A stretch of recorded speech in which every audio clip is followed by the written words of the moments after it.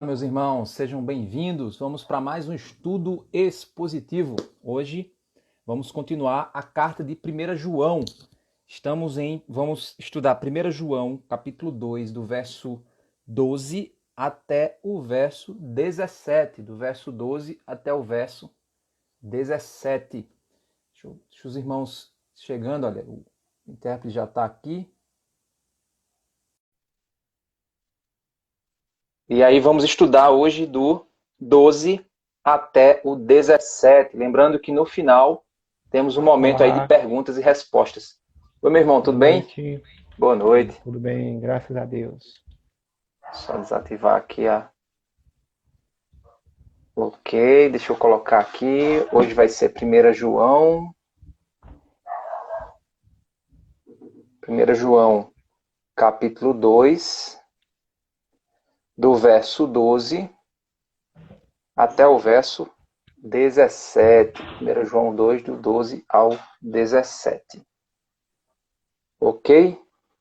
Eu vou deixar aqui os comentários, irmãos, porque aí quem vai entrando consegue ver aí o texto, certo? E aí vai acompanhando, né, de acordo com o que tiver com o estudo, né? Tem pessoas que entram depois e ficam sem saber sobre o que é que a gente está falando, né? Então, eu tento aí colocar o texto, né, aí nos comentários, para que a gente possa ter esse texto aí para nós, ok? Vamos lá, vamos orar? Oremos. Senhor Deus, Pai amado, Deus santo e misericordioso, obrigado, Pai, pela oportunidade, Senhor Deus, que o Senhor nos dá de estudarmos a Tua santa verdade, Senhor. Obrigado pela Tua bondade conosco. Nos guia, Senhor Deus, nos capacita, Pai, para que a Tua palavra, Senhor Deus, seja compreendida, Pai. É isso que te pedimos e agradecemos por tudo. Em nome de Jesus. Amém. Bem, vamos lá. 1 João, capítulo 2, do verso 12 até o verso 17. Estamos aí nessa trajetória de 1 João. Se você nunca acompanhou esses estudos, vai lá no meu canal do YouTube, você tem todos eles lá, certo? Vamos dizer que 95% deles estão com acessibilidade em Libras. Então, para os surdos aí poderem acompanhar também a explicação do texto bíblico, isso é algo muito bom, né? Os irmãos do Ministério com Surdos têm nos ajudado nesse trabalho. E aí a gente já estudou vários livros, então vai lá no canal do YouTube que você vai ver todos os livros que a gente já estudou. Hoje, 1 João, capítulo 2, do verso 12 ao verso 17, a gente vai ver o seguinte, basicamente a gente poderia dividir em dois estudos, certo? Eu tentei trabalhar ele de maneira a colocar nesse estudo aqui de 30 minutos. Mas existe aqui um novo raciocínio que João está entrando aqui. Nós vimos que João ele trabalhou do capítulo 1, do verso 5, até o capítulo 2, verso 11, a respeito da afirmação que ele faz de que Deus é luz e que nele não há trevas nenhuma. Então, por isso, o cristão ele deve viver... Ajeitar aqui meu cabelo, tá meio esquisito. O cristão ele deve evidenciar essa vida transformada, essa vida em Cristo. A evidência se dá por meio da comunhão. E essa comunhão, ela gera dois efeitos. O primeiro efeito dessa comunhão é a vitória contra o pecado, né? E você que está em comunhão com Deus, você está em comunhão com a luz, e por esse motivo você não vive em pecado, não vive pecando de maneira como você estivesse escravizado ao pecado. E outro desdobramento disso também, a gente viu que foram dois desdobramentos, é o fato de que aquele que anda na luz, ele anda como Cristo andou, e por isso ele obedece os mandamentos. E o principal dos mandamentos é amar ao próximo, amar a Deus sobre todas as coisas, e, consequentemente, a evidência visível, naquilo que evidencia de modo visível essa comunhão com Deus, é o meu amor aos meus irmãos em Cristo, ao meu próximo, é a demonstração do amor. Isso é uma evidência visível. Por isso que essa evidência visível é o que nos permite a comunhão uns com os outros, como reflexo da nossa comunhão com Deus. E aí ele trabalhou a ideia de que nós não devemos viver no pecado, devemos confessar os nossos pecados. Ele trabalha muito fortemente a evidência de que a vida cristã deve ser uma vida transformada, que se não for uma vida transformada, ela não é uma conversão verdadeira, não é viver na luz. E aí, diante de toda essa carga que João colocou sobre as costas das pessoas que estavam assistindo, ou estavam assistindo, não, que estavam estudando, né, que estavam lendo essa carta, eles poderiam começar, então, a questionar sua própria salvação. E aí, se ficar naquele pensamento, né, peraí, eu estou pecando, será que eu sou salvo? Olha, eu tenho problemas com irmãos na igreja, será que eu sou salvo? E tal. E aí, a gente sabe que o fato não é que você deixa de pecar, mas a luta contra o pecado ela é real na vida do cristão. É tanto que um dos estudos, eu finalizei o estudo com uma frase que dizia o seguinte: viver na luz não é negar que existe pecado. Viver na luz é lutar contra reconhecer a existência do pecado e lutar contra ele.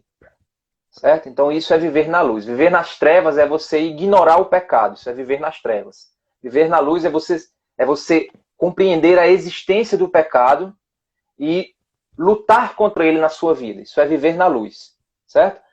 E ao mesmo tempo aqui também viver na luz é exatamente o quê? Vivenciar na prática o mandamento do amor. E esse mandamento do amor ele é importante para essa evidência da vida cristã. No entanto, a gente sabe que nós não somos perfeitos. E aí? Minha salvação vai depender das minhas obras? Vai depender das minhas atitudes? É óbvio que não.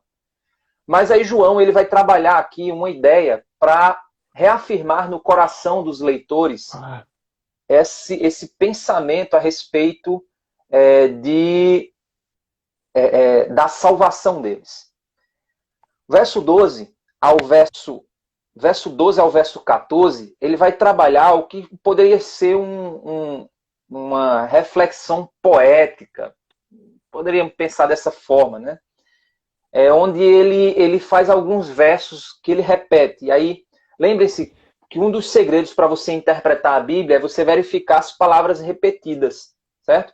E se nós observarmos, por exemplo, ele repete filhinhos no verso 12, depois ele repete filhinhos no verso 14. Aí ele vai e repete pais no verso 13, e depois no verso 14, na metade do verso, ele repete pais. No verso 13, no final do verso 13, ele fala jovens. No final do verso 14, ele também, na parte final do verso 14, ele repete jovens. Então você vê que ele repete filhinhos, pais e jovens 2 vezes. E ele faz afirmações cada vez que ele se refere a esses três grupos, certo?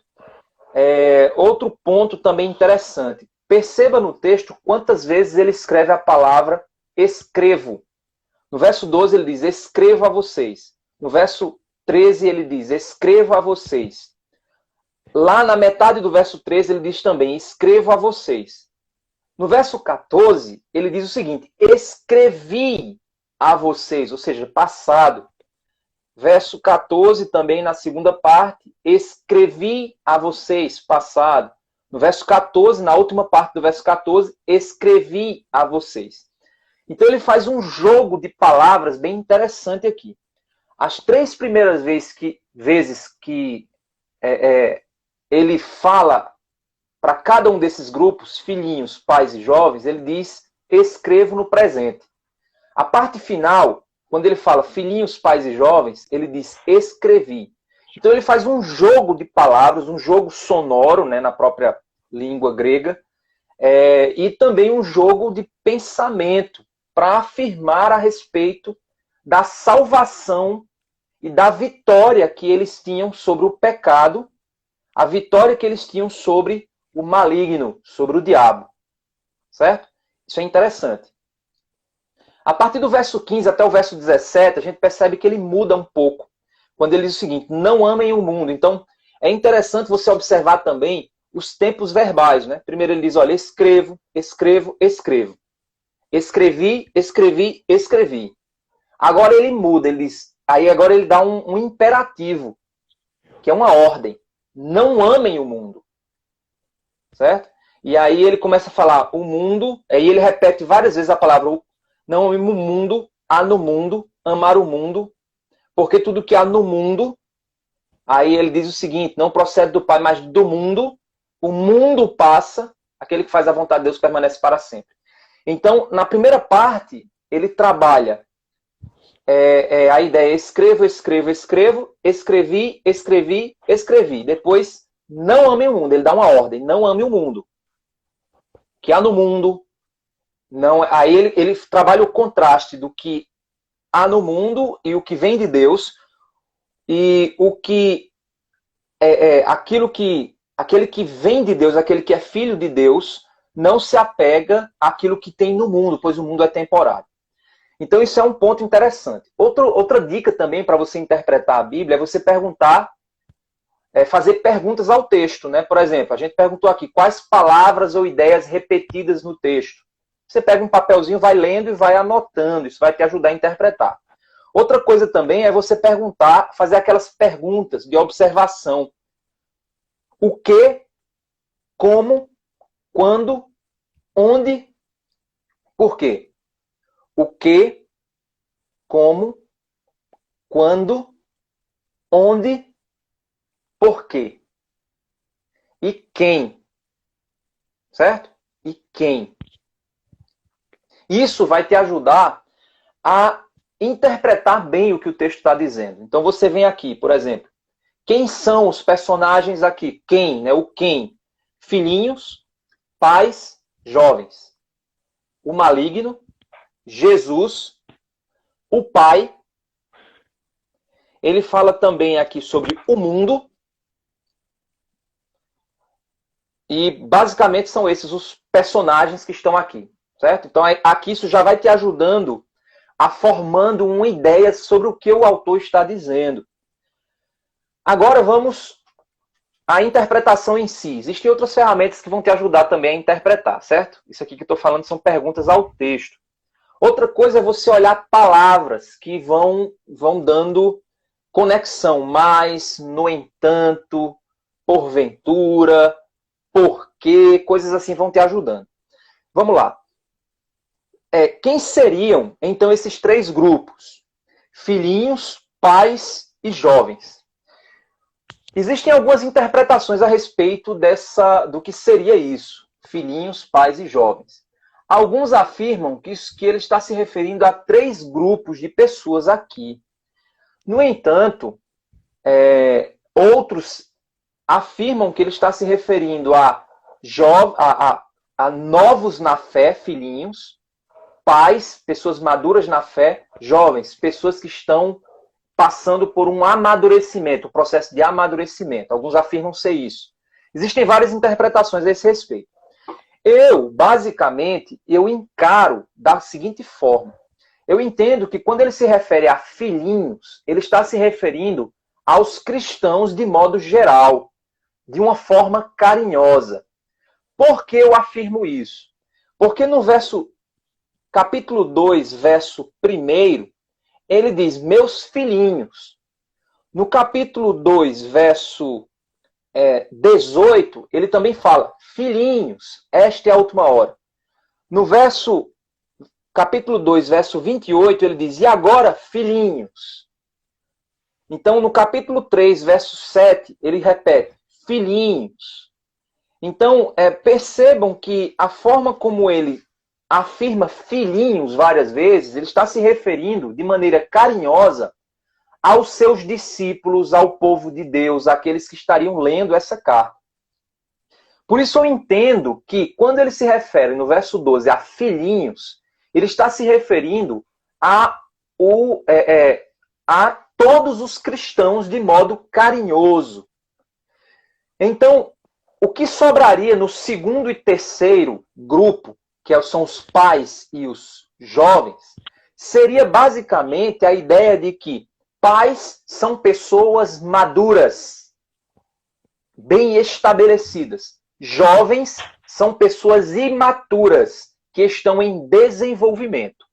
Certo? Então, basicamente, eu entenderia dessa forma. Então, se a gente for entender dessa forma, a gente percebe o texto da seguinte maneira. Filhinhos, contexto geral de todos os crentes, escrevo a vocês porque os seus pecados são perdoados por causa do nome de Jesus. Todos os cristãos precisam compreender isso, que os nossos pecados foram perdoados por causa do sangue de Jesus Cristo.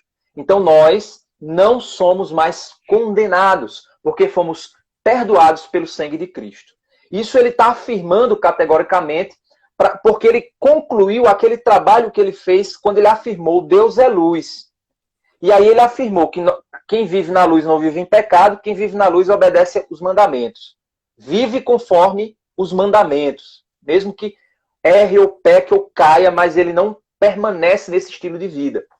Mas ele é perdoado. Por quê? E aí ele diz, filhinhos, eu escrevo a vocês porque os seus pecados são perdoados por causa do sangue de Cristo. Por causa do nome de Cristo, de Jesus. Aí ele entra agora, para aqueles que são maduros, amadurecidos, pais, escrevo a vocês porque conhecem aquele que existe desde o princípio. Ou seja, pais, vocês conhecem aquele que não muda. Vocês hoje são pessoas maduras e experientes. Mas, mesmo em tua maturidade e experiência, você conhece alguém que nunca muda, que é muito maior que a tua própria maturidade e experiência, e que é muito maior do que tudo aquilo que você já foi um dia e vai ser um dia, aquele que é desde o princípio. Então, pais, se firmem na seguinte verdade, vocês passaram por muitas coisas na vida de vocês, mas vocês conhecem alguém que desde o princípio sempre existiu, existe e existirá. Aí ele vai para os jovens. E aí o jovem está num processo de amadurecimento, de batalhas, de descobertas, de conflitos. E aí ele diz, jovens, escrevo a vocês porque vocês têm vencido o maligno. Ou seja, vocês venceram o diabo. Por que vocês venceram? Qual a vitória? A vitória da nossa vida. É a nossa fé. É o sacrifício de Cristo na cruz. É o tetelestai, está consumado. O que Jesus fez na cruz, o sangue de Cristo, quando nós cremos no sangue e vivemos com base nesse sangue de Cristo, nós já vencemos Satanás. Ele já foi vencido. Então, jovem, você está passando por conflitos, por descobertas, por tribulações, por um processo de amadurecimento, mas tendo uma coisa, por mais que você esteja pelejando para tentar encontrar as respostas e amadurecer, saiba de uma coisa, você já venceu de 10-0 sobre o diabo. Isso é o sacrifício de Cristo na cruz que nos permitiu essa vitória. E aí ele volta, filhinhos, escrevi a vocês porque conhecem o Pai. E aí ele está se referindo ao que ele escreveu anteriormente, né? Escrevo, agora ele escrevi, ele está reforçando, certo? Escrevi a vocês porque vocês conhecem o Pai. Então antes ele tinha falado, porque vocês conhecem, porque os seus pecados estão perdoados por causa do nome de Jesus. Agora ele repete, filhinhos, vocês conhecem o Pai, ou seja, vocês conhecem o Deus eterno, né? O Pai do nosso Senhor Jesus Cristo. Pais, escrevi a vocês porque conhecem aquele que existe desde o princípio. É interessante que ele repete para os pais a mesma coisa. Interessante, né? E para os jovens, ele repete a mesma ideia. Para os pais e para os jovens, ele repete a mesma ideia. Para o contexto de filhinhos, contexto geral de todos os cristãos, o primeiro ele afirma o quê? Os seus pecados estão perdoados por causa do nome de Cristo. Depois ele afirma, vocês conhecem o Pai. Olha só, duas coisas muito importantes na vida cristã. Só que para os pais ele repete a mesma coisa no segundo. Eles, pai, vocês conhecem aquele que desde o princípio. Vocês já conhecem ele. Jovens, aí agora ele repete o mesmo pensamento a respeito da vitória sobre o diabo, mas ele muda um pouco e ele aprofunda um pouco o entendimento. Jovens, escrevi a vocês porque são fortes e a palavra de Deus permanece em vocês e vocês já venceram o maligno. Então ele reforça, lembra aquele Salmo 119? A tua palavra escondi no meu coração, como o jovem purificará o seu caminho, observando conforme a tua palavra. Então aqui a gente vê que ele diz, olha, vocês são fortes porque guardem a palavra, vocês venceram o maligno, vocês têm o sangue de Cristo. Cristo é o vosso advogado. Se você confessar os pecados, ele é fiel e justo para perdoar pecados. Se você amá-lo, ele vai te capacitar a viver sob os mandamentos e a palavra dele, viver como ele viveu. E isso, jovens, é importante para vocês desenvolverem a vida de vocês. Então, olha que interessante. Aí você diz, mas pastor, por que você pegou do verso 12 ao verso 17? É interessante que do verso 12 ao 17,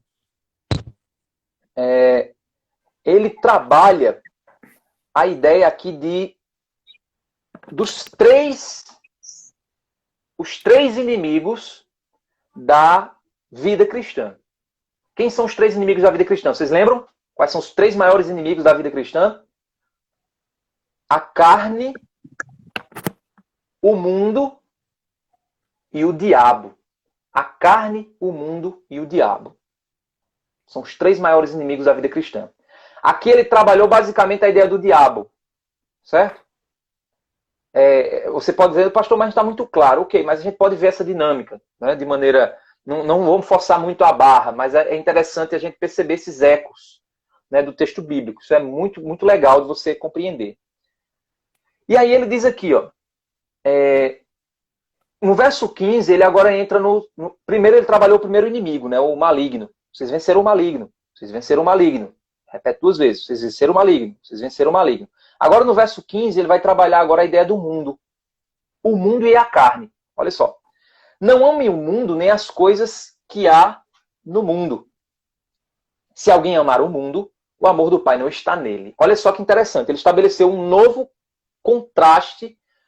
E isso é muito fácil e é muito claro. E se a gente colocar isso na nossa cabeça, na nossa vida cristã, internalizar isso vai nos ajudar a refletir sobre muita coisa da nossa vida espiritual, certo? Primeiro ele falou, Deus é luz, nele não há trevas. Quem diz que tem comunhão com Deus não anda nas trevas, não vive na prática do pecado. Quem está praticando o pecado, ele está desviando-se da luz, ele precisa voltar para a luz. Também, quem anda na luz anda como Cristo andou, cumprindo os mandamentos do Senhor, buscando obedecer os mandamentos do Senhor. Aí agora ele faz outra coisa, olha, não amem o mundo. E agora ele põe em contraste que amar ao mundo nos faz não amar a Deus.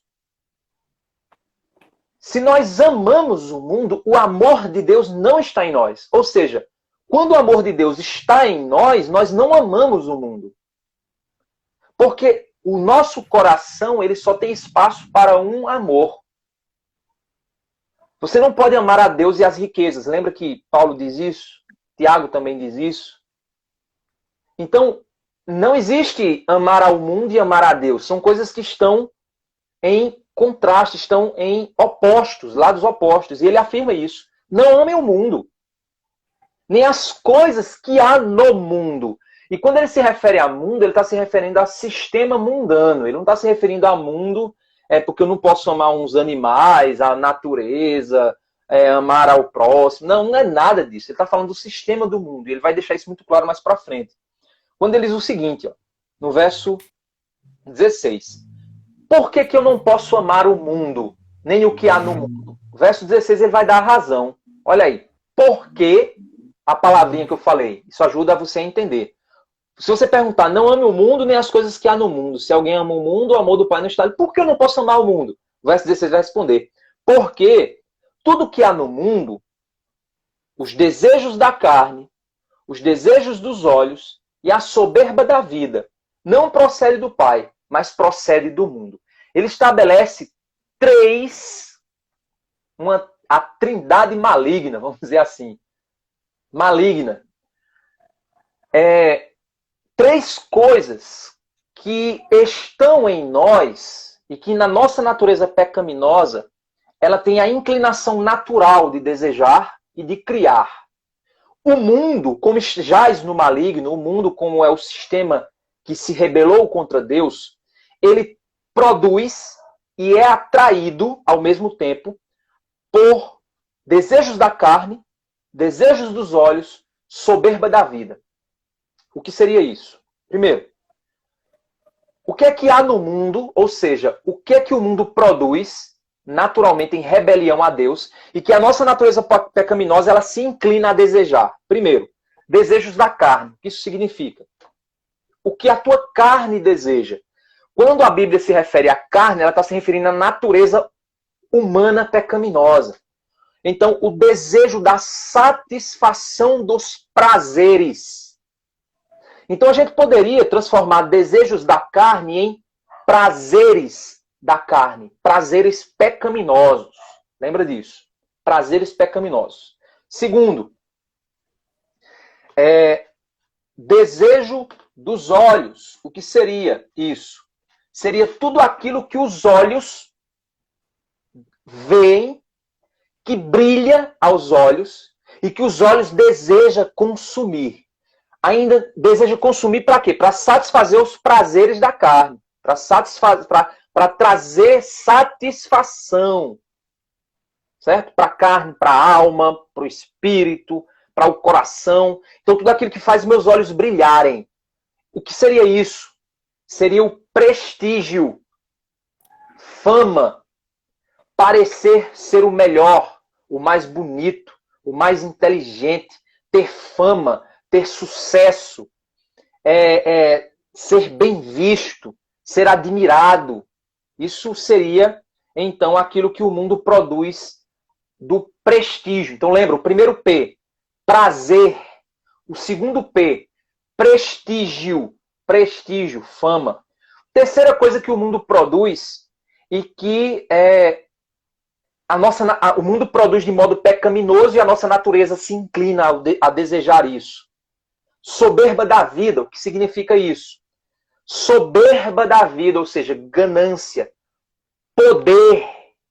É eu querer fazer uso da vida e gozar da vida de maneira descontrolada, de maneira louca, ter tudo o que eu quero, na hora que eu quero, do jeito que eu quero, fazer o que eu quero. E isso só é possível se você tiver poder, que pode ser financeiro, pode ser uma posição social que te traz poder, que faz com que você tenha poder sobre os outros, poder sobre coisas, para você tirar das coisas o que você deseja. Então, o terceiro seria poder, certo? Então, o primeiro é prazer, o segundo é prestígio, o terceiro é poder, certo? Poder, se sentir poderoso. Então, isso é o que o mundo produz. E aí, João diz, não amem o mundo, nem o que há no mundo. O mundo é o sistema mundano rebelde a Deus. Nem o que há no mundo, ou seja, o que o mundo produz em rebelião a Deus. Não ame isso. Não ponha o teu amor, as tuas inclinações nisso. Porque se você amar isso, você valorizar isso, você estará valorizando os prazeres da carne, você estará valorizando o prestígio da vida, você estará valorizando o poder como um meio de obter as coisas que você deseja. E isso não procede do Pai. Por quê, irmãos? Porque Deus é aquele que nos concede o verdadeiro prazer. É nele que nós conseguimos, não é no mundo, não é no sistema do mundo, não é no que o mundo nos oferece. É Deus quem nos dá o verdadeiro prestígio de quê? De apresentar Cristo através das nossas vidas, de testemunharmos a respeito do amor de Deus, da verdade em Deus. Ele nos dá essa verdadeira visibilidade para a glória dele. Ele é o glorioso, não nós. Ele é o glorioso. Isso nos faz felizes por sermos aqueles que apresentam a glória do Pai. Vivemos para a glória de Deus, para o prestígio de Deus, certo? Terceiro, nós não temos poder. Deus é quem nos dá, nos concede aquilo que nós precisamos. Ele é o nosso provedor. Ele é quem nos provê as nossas necessidades. Então nós não temos poder sobre nada. Ele é quem tem todo o poder. Então, vocês estão vendo como o sistema do mundo e o sistema de Deus eles estão em conflitos? Então, por isso que eu não devo amar o sistema do mundo, porque quando eu amo o sistema do mundo, eu espero do sistema do mundo aquilo que somente Deus é capaz de me dar da maneira correta. Verso 17. Por quê? O mundo passa. O mundo vai passar, tudo isso vai passar. Eu estava vendo um dia desse uma atriz aí famosa, ela já fez umas 300 plásticas. Era uma mulher muito bonita quando jovem. Ela fez todo o sucesso dela em cima da beleza. E aí ela está envelhecendo. E aí a velhice vem e tira a beleza da juventude. Existe a beleza da velhice, viu, gente? Cada fase tem a sua beleza. Mas hoje nós vivemos num mundo que diz que você só é bonito se você for novo. Você só é bonito se você for, não tiver sinais da velhice, cabelos brancos, tal. Fica dizendo para você que você só é lindo se você for assim. Então as pessoas deixam de aproveitar a beleza de cada fase da vida, a beleza da velhice, a beleza da juventude, a beleza da infância. Então você tem crianças querendo ser adultos, você tem velhos querendo ser jovens. E aí essa mulher, ela fez umas 300 plásticas, tá parecendo um tribufu, feia que só o caramba. E aí eu vendo que o quanto ela tá se perdendo em si mesma. Você percebe claramente o quanto ela, porque ela tá perdendo aquilo que era o único valor que ela tinha na vida, a única coisa que ela confiava, era o Deus dela, era a própria aparência, a fama, o poder, o sucesso, o prazer. E isso vai se perdendo, então isso tudo passa, mas Deus não. Então por isso que quando nós esperamos em Deus, nós temos o verdadeiro prazer na infância, na juventude, na fase adulta, na velhice. Nós temos o verdadeiro prestígio de glorificar a Deus enquanto somos crianças, glorificar a Deus enquanto somos jovens, glorificar a Deus enquanto somos velhos. Velhice para a glória de Deus. E também quando nós vamos para... E também que Deus nos concede a provisão. Nós não dependemos do mundo para nossa provisão. Deus nos dá a nossa provisão. Então, tudo isso passa. E aí ele conclui dizendo o seguinte: mas o que faz a vontade de Deus permanece para sempre. Por mais que essas fases aconteçam, que o mundo venha, se levante, as coisas que o mundo nos oferece, mas somente o que faz a vontade do Senhor é que compreende que aquele que vive eternamente e que essa pessoa amadurece. E aí, como os pais, vocês conhecem aquele que desde o princípio, aquele que existe desde o princípio. Vocês vão permanecer eternamente como ele é eterno. Então, gente, essa é a nossa reflexão de hoje. Fecho por aqui, eu estou vendo aqui a hora, viu, gente? É por isso que eu estou botando a minha cara aqui perto do 8h33. Quero saber agora se temos perguntas e respostas. Vamos lá, temos perguntas, né? Vocês fazem as perguntas e eu dou as respostas. Então, se tivermos perguntas agora, então fique à vontade aí para você fazer sobre o que a gente estudou hoje, certo? Vamos ver aqui se tem alguma coisa aqui no Facebook. Não temos aqui. Vamos ver aqui no Instagram se tem perguntas. Então, vamos lá, façam perguntas a respeito de 1 João capítulo 2. A gente viu hoje do verso 12 ao verso 17.